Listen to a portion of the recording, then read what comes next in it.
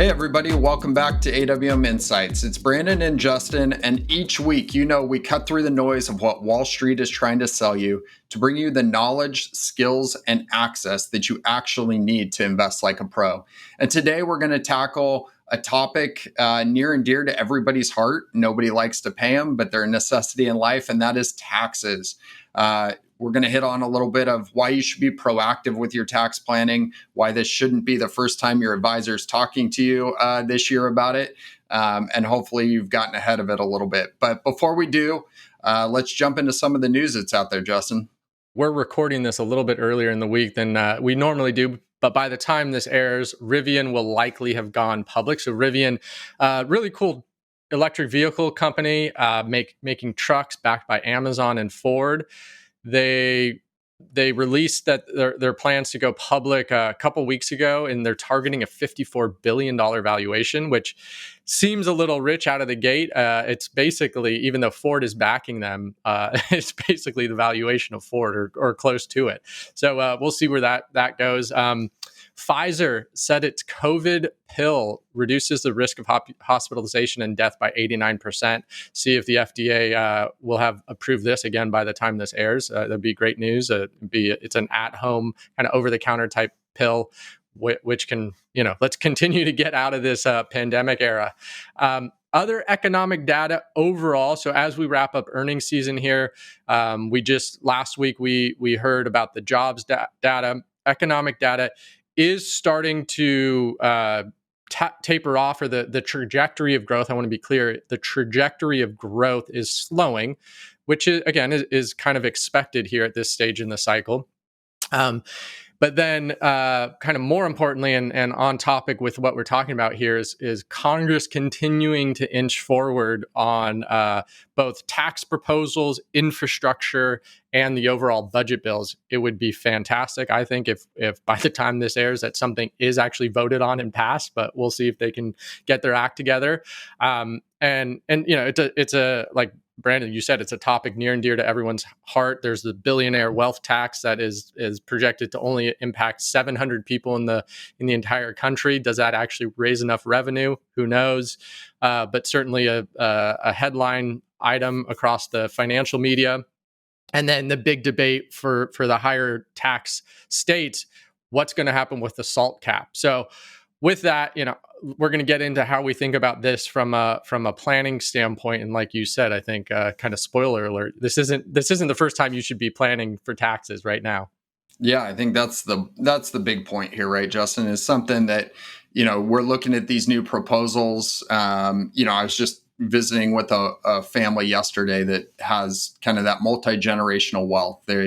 We're in a situation where we're definitely transferring, their wealth to the next generation and multiple generations beyond that. And just thinking through, there's all these different things that could be coming into play, and how do we most effectively, play within the new rules? And I think that's changing a lot of stuff. People are trying to again predict, right? And so they're running to the estate planning attorney's office and they're putting new structures in place. And a large part of these proposals is trying to close some of those gaps. One thing I think speaks to the proactivity, hopefully, that you've been doing over time, but something as simple as the Roth conversion. If you haven't been, if you're in a tax bracket above the limit where you couldn't actually take a deduction for an IRA contribution, hopefully you've been doing backdoor Roth conversions over the past few years. This is something that's likely going away, or has been at least mentioned as part of the proposals. It seems to change every day, but if you hadn't been doing this, it's too late now. And so this is something that I think so many people get fixated on the end of the year when it comes to tax planning. At best, sometimes it's, okay, we're going to collect all our forms in April, which is absolutely the worst. But again, I think roles and responsibilities here. This is your advisor's role and responsibility. So many people think it's the tax accountant that's going to come up with these things. In the practicality of real life, oftentimes it isn't. This is your advisory team that's helping you plan through this throughout the year, put together multiple tax projections, really understand what's available to you. Yeah, and I mean, this is what I love about our model, how we service clients. Most of what we talk about on this podcast is investing related, but the holistic approach is what works. And so tax planning dovetails incredibly well into investment planning. Those two things need to go hand in hand. If you're investing and you have a big firewall between your tax man, tax person, tax woman, whoever it may be, and your investment advisor, you are missing out, hands down. I mean, again, we've said it time and time again on a number of firms, the big Wall Street firms' websites. They say we cannot provide tax advice. Consult with your tax advisor. Well, with the family office model, it's all integrated, and it gives you the optimal rate of return overall, your net worth, your effective tax rate, all of that stuff we talk about. So again, how is that actually applied in practice? Well, throughout the year. So tax loss harvesting, I mean, March of 2020 was an excellent example of that. We didn't have, fortunately, we didn't have a lot of opportunities or any opportunities in 2021. The market's been pretty much up the entire year. And we don't want to just harvest losses for a tiny, tiny little loss on the books, right? It needs to be substantial enough to actually benefit the client, et cetera, et cetera. But it's something that is constantly being looked at from a portfolio optimization standpoint. Can we harvest the loss? Does it make sense? Is it large enough to actually impact the client, et cetera, et cetera? And then, Brandon, to your point, on the Roth conversion, we can actually convert in kind. Like, okay, let's take emerging markets. It's a great example. We would take that position, put that into a Roth IRA. Getting a little technical here, I know, but you think about that. Instead of just doing it in cash, we're taking an asset that actually has an incredibly high expected return over the long term. And if you're putting that into a Roth IRA, you're all but forced to keep that for the long term, assuming you still have a few years until retirement. And that's converting that asset to tax free basically for the rest of your life. And it's incredibly powerful. Again, if you're doing this right now and you're trying to get a single Roth conversion processed, you're talking about very small amounts of money. And yeah, they could still be potentially meaningful over the long term.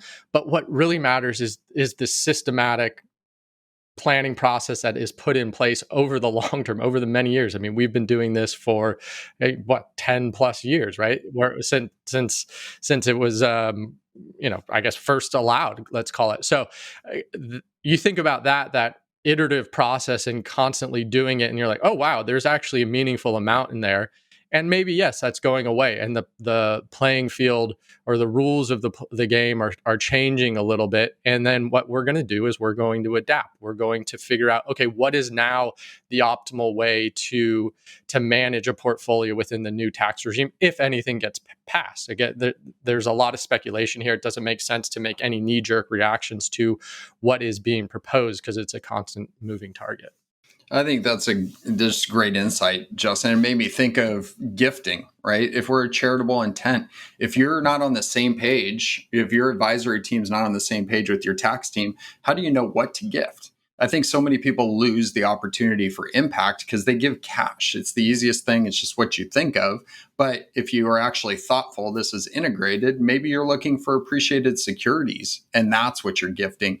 I mean, the benefits all around are massive when you start to think like that and do like that.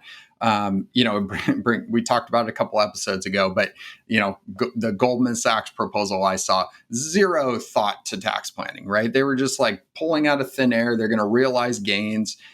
But their pitch was actually somewhat around how being tax efficient, because they were going to use a fund that does some tax loss harvesting. And it's just fascinating to me how the wealthy are really continued to miss out on the impact that they actually could have on their families, their community, the world at large, because they're just wasting wealth because they're not willing to pay attention, and they're just getting sold, quite frankly, by some of these big shiny firms. And I think, there was the argument oftentimes out there, and it is very, very logical. I understand where people are coming from, but it's we want separation. We want separation of duties. We want to make sure that our tax person is looking over the work of the investment person, and the investment person is looking over the work of the tax person. All makes sense in theory. In practicality, we all know that it's complete hogwash, and that actually never happens. If you think that Well, happens, they can't provide tax advice. I So I know. mean, But if how you does that think work? your CPA is looking over your portfolio and making sure everything's good there, I think you just go ask them a very simple question. How am I allocated? What are the expenses? What kind of taxes were realized in my portfolio? At the end of the day, what the tax accountant gets at the end of the year, right, is the consolidated 1099, and they're plugging that in their machine and they're filing the taxes. So, I caution anybody that thinks that that's what they're actually getting. If that's your argument for keeping things separate, I think you have to go down a different train of thought. There's great audit accountants out there, right? And that's what you're actually looking for. You're looking for somebody, call Chase Carlson, the fraud attorney, or, some of these other people that will actually come in and take the look that you're hoping to get. And then you don't lose the effectiveness and the efficiency of having this all in one place and really, really effectively efficiently planned for. Yeah. Well, and unfortunately, in practice, what ends up happening is in a year like 2020, we harvested a substantial amount of losses. If an accountant generally or saw that on average, they say, "Well, this advisor is realizing losses. They're not doing you a good service," and it's completely missing the forest for the trees. That's where you go.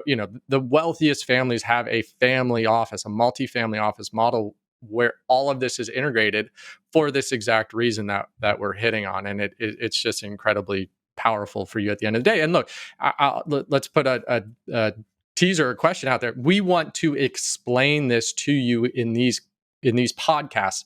It's not necessarily the easiest concept to always get, and there's some nuance around it in detail. So, let us know if this is helpful or how we can expand on it further and all that. I mean, because that is the purpose of these podcasts. Yeah, absolutely. I think that's a great point, Justin. And if you're below the highest tax brackets, you still deserve this as well. You should be looking for an independent registered advisory firm, so an RAA, somebody that can actually provide you this advice that you're looking for. And if you happen to be in the highest tax bracket, the type of clients that we serve and really love working with, you need to seek out a family office, because the integration here is so critically important.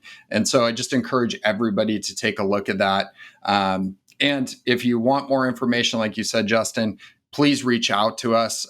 You certainly, if you like these, go ahead and head over to awminsights.com. You can sign up for, the release of these future podcasts. You can also get more information. You can download our Value of a Family Office guide there. But we're around. We're happy to help. And we just really enjoy bringing these lessons to you. So with that, until next time, own your wealth, make an impact, and always be a pro.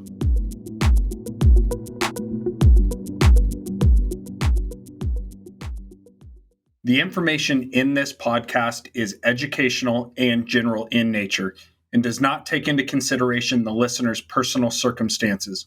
Therefore, it is not intended to be a substitute for specific, individualized financial, legal, or tax advice.